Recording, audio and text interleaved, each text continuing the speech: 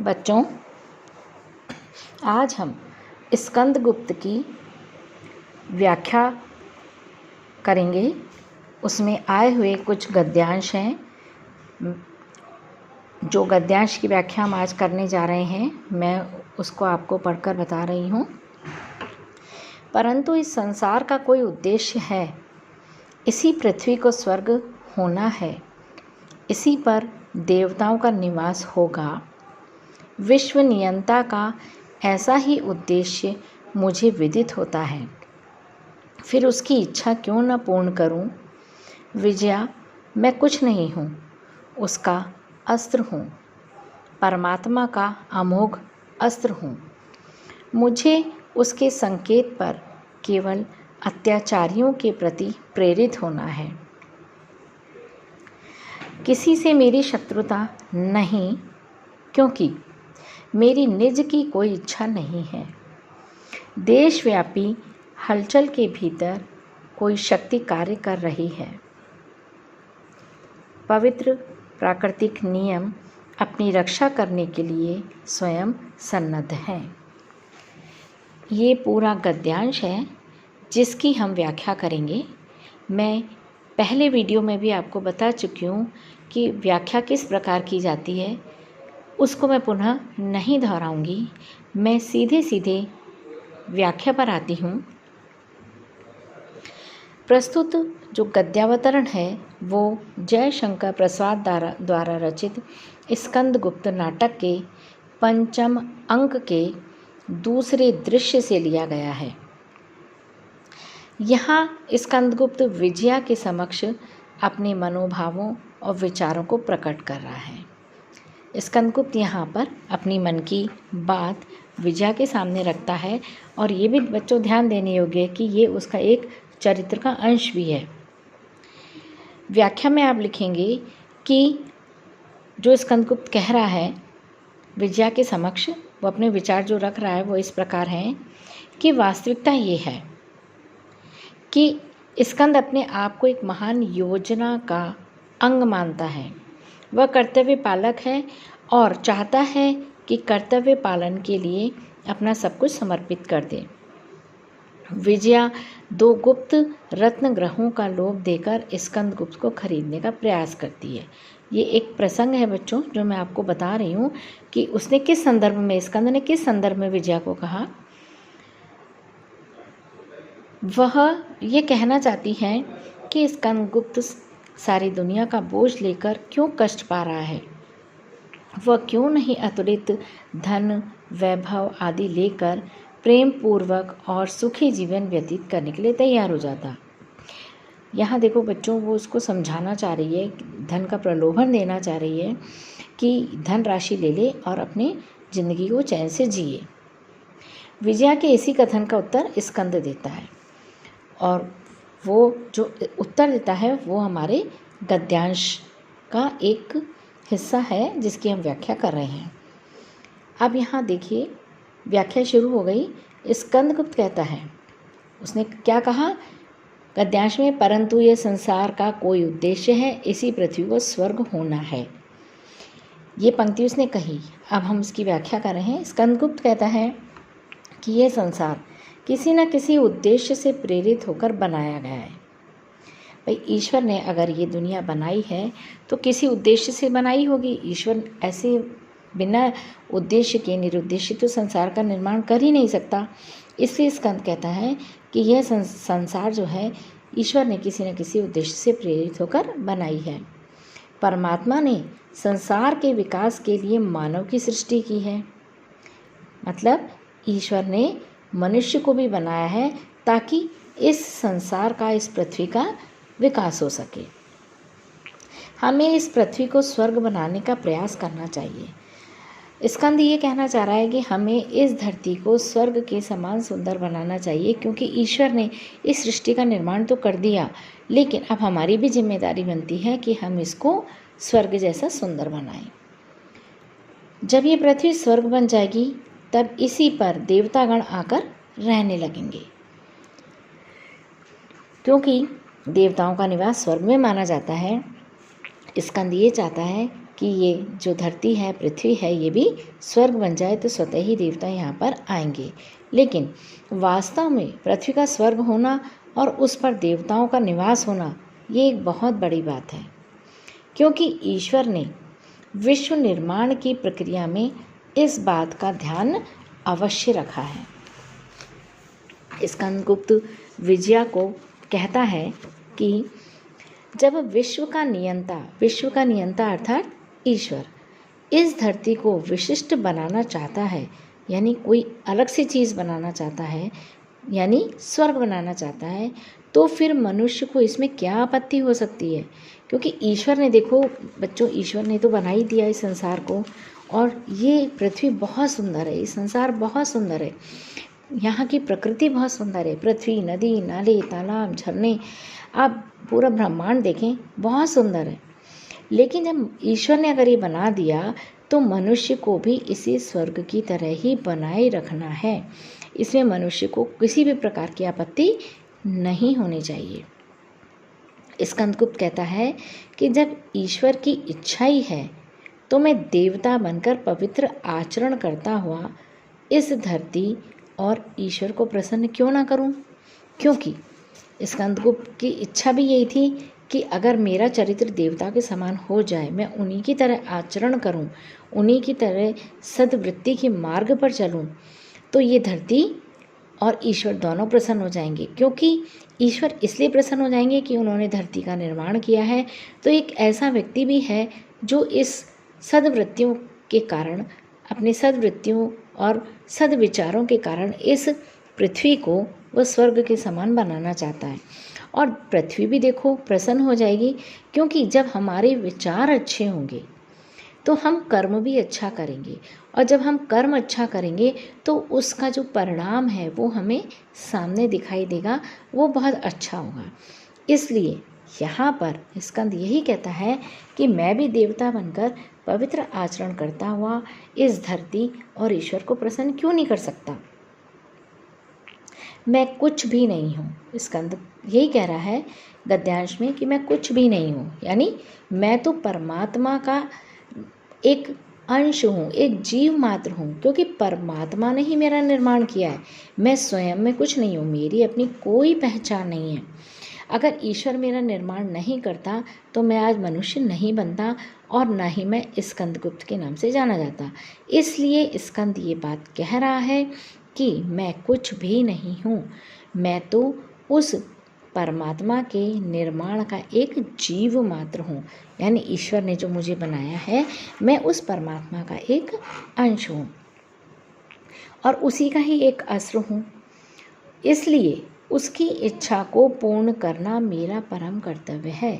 स्कंदगुप्त यहाँ कहना चाहता है कि मैं, ईश्वर ने अगर मुझे बनाया है तो अब मेरा भी एक कर्तव्य बनता है मनुष्य होने के नाते कि मैं, ईश्वर ने मुझे बनाया तो मैं भी कुछ अदा करूं, ईश्वर को कुछ मैं दूं।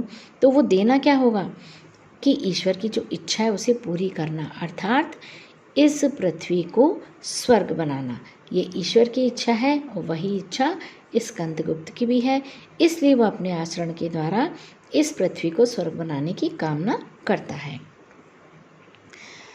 स्कंदगुप्त कहता है कि ईश्वर का संकेत पाकर मुझे अत्याचारियों का नाश करने के लिए प्रेरित होना चाहिए।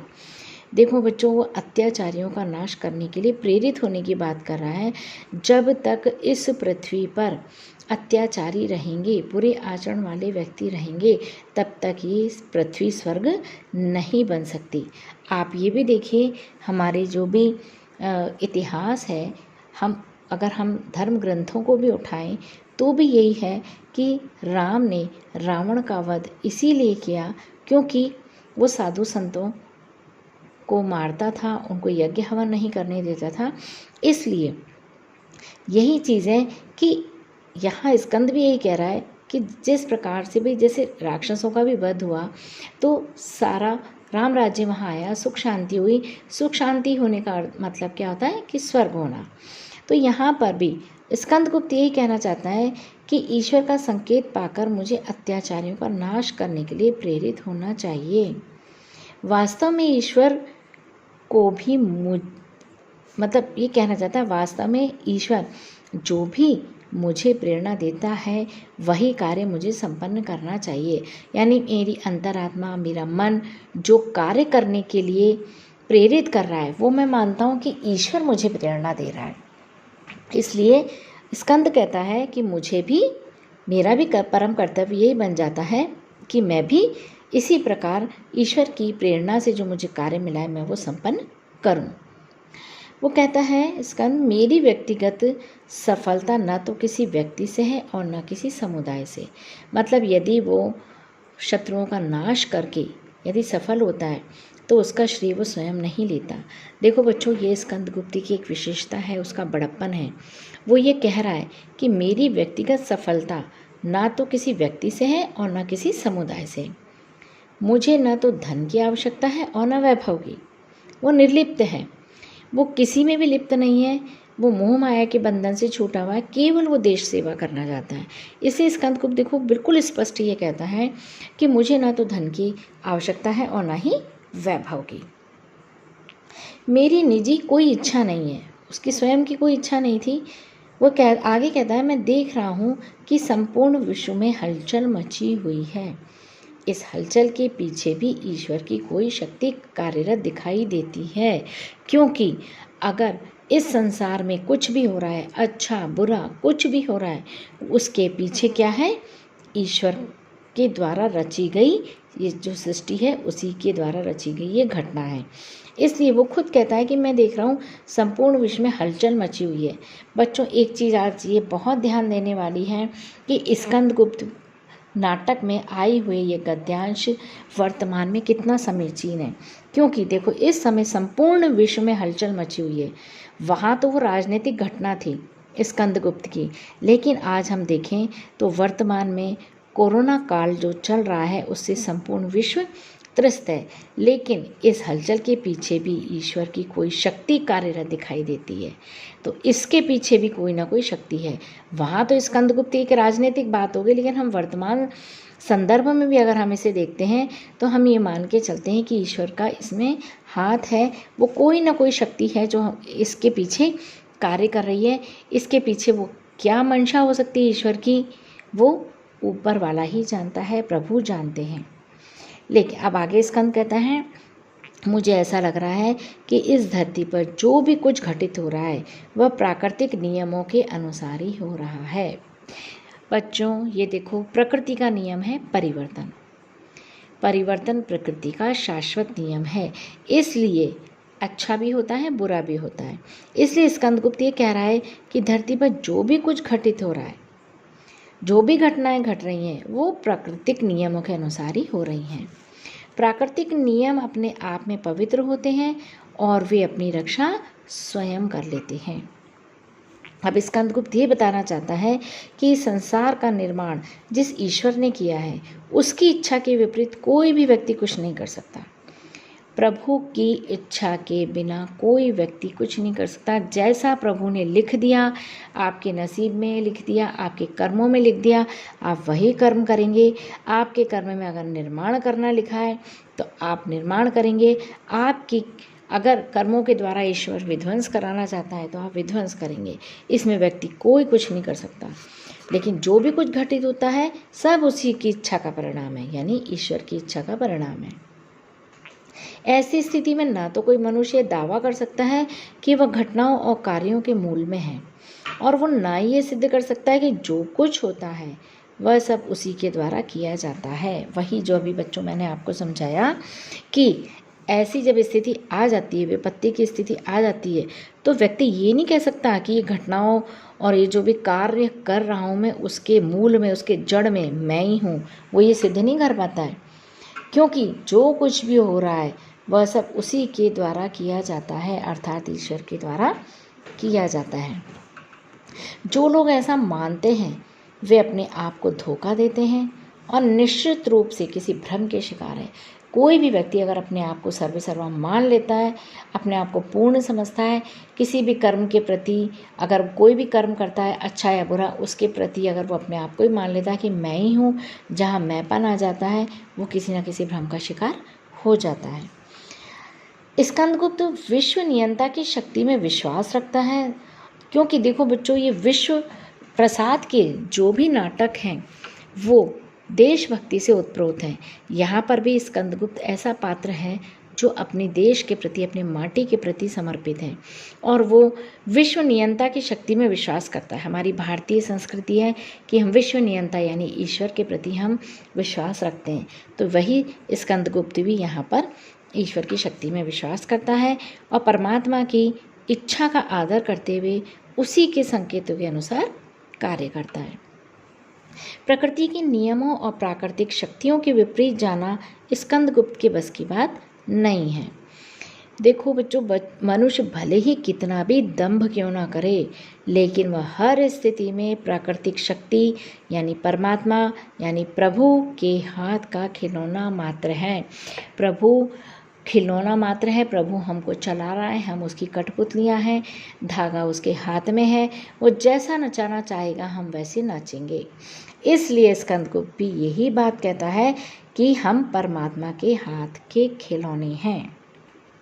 अब बच्चों, व्याख्या के पश्चात आपको विशेष लिखना है, तो विशेष में आप क्या लिखेंगे कि इस अवतरण में जैसे स्कंदगुप्त हम देख ही रहे थे कि वो आत्मचिंतन कर रहा है और विजया के समक्ष अपनी बात रख रहा है, तो हम विशेष में यही लिखेंगे कि इस गद्यांश में स्कंदगुप्त का आत्मचिंतन सरल भाषा में अभिव्यक्त हुआ है। प्रसाद ने स्कंदगुप्त के द्वारा जो भी कुछ कहलवाया है वह उनका अपना चिंतन है, क्योंकि प्रसाद बहुत दार्शनिक थे, उन्होंने गहन अध्ययन किया था।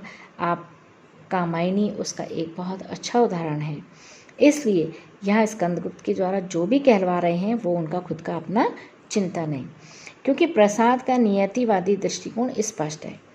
प्राकृतिक शक्तियों के प्रति प्रसाद की आस्था भावना यहाँ स्पष्ट रूप से व्यंजित हुई है। स्कंदगुप्त के चरित्र की पवित्रता और उसके दृष्टिकोण की मंगलवादी भावना यहाँ स्पष्टतया व्यंजित हुई है। अत्याचार का विनाश करके धरती पर वो सुख समृद्धि और शांति की स्थापना करना चाहता है स्कंदगुप्त, और यही भावना प्रसाद के मन में भी थी। इसीलिए वो सुख समृद्धि की स्थापना करने का जो उनका स्वप्न था प्रसाद का, वो उन्होंने स्कंदगुप्त के माध्यम से व्यक्त किया है। अपने इसी स्वप्न को उन्होंने स्कंदगुप्त के माध्यम से कहलवा भी दिया। वो क्या कहा है, मैं कोटेशन पढ़ रही हूँ, आप अगर ये व्याख्या आती तो आप लिखेंगे कि मुझे उसके संकेत पर केवल अत्याचारियों के प्रति प्रेरित होना है, किसी से मेरी शत्रुता नहीं, क्योंकि यह मेरी निज की इच्छा नहीं है। आप देखेंगे बच्चों कि ये निज की कोई इच्छा नहीं है, ये गद्यांश में आई है। आप चाहें तो इसको यहाँ वापस से एक पंक्ति को रिपीट कर सकते हैं, जिससे कि आपकी बात और अधिक पुष्ट हो जाएगी।